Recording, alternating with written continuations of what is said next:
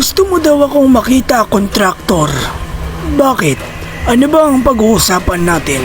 Nabalitaan ko sa mga bata ko na isa ka sa mga sangkot na nagtatago ng mga scrap dito. At sinong siraulo naman na bata mo ang nagsumbong sa iyo ng mga ganyang paratang sa akin, kontraktor Taguro?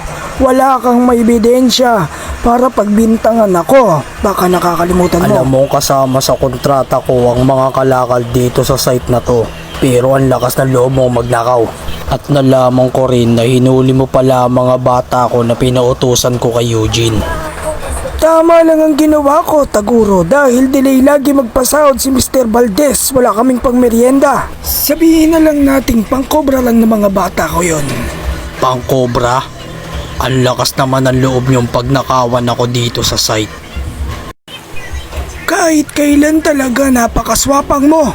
Swapang na akong swapang, pero ang akin ay akin.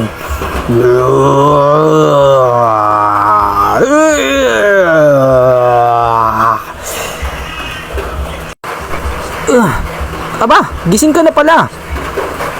Tangina mo, Eugene, magsasabo ka na naman, kagigising mo lang ah.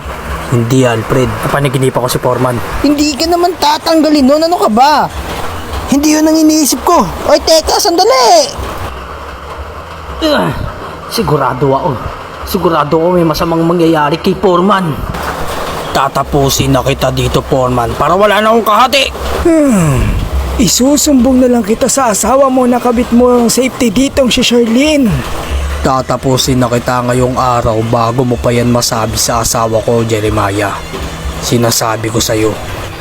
Scrap lang naman ang kinuha ng mga bata ko doon, kontraktor. Pero kung gusto mo, lalabanan kita hanggang sa uling hininga. Tama ang desisyon mo. Mamamatay ka na! Humandaan na ngayon, Foreman! Ibigay mo lahat, kontraktor. Huwag mo akong bibiguin.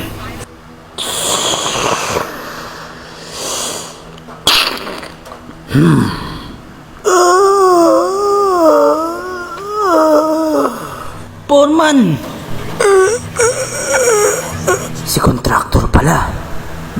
Niligpit ko na siya, Eugene, para wala na tayong sagaban.